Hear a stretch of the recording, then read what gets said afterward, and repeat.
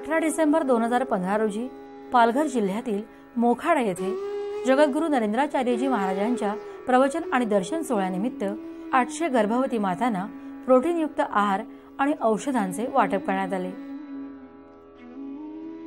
या प्रसंगी माजी खासदार बळीराम जाधव उपस्थित होते।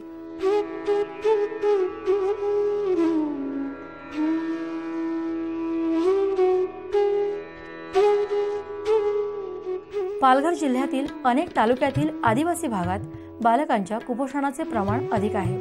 त्या अनुषंगाने जगद्गुरू नरेंद्राचार्य महाराज संस्थानाच्या वैद्यकीय उपक्रमांतर्गत मोखाड्यातील आदिवासी बालकांची मोफत आरोग्य तपासणी करण्यात आली आणि आदिवासी बालकांना पूरक आहाराचेही वाटप करण्यात आले।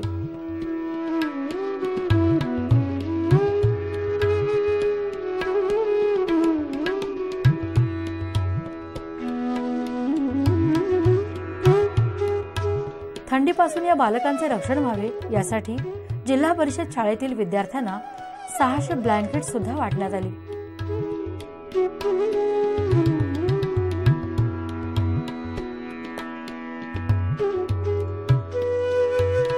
आदिवासी पाड्यातील गरिबी आणि कुपोषणाची समस्या जाणून जगद्गुरू नरेंद्राचार्य महाराज संस्थानाच्या वतीने वेळोवेळी असे अनेक उपक्रम राबवण्यात येतात।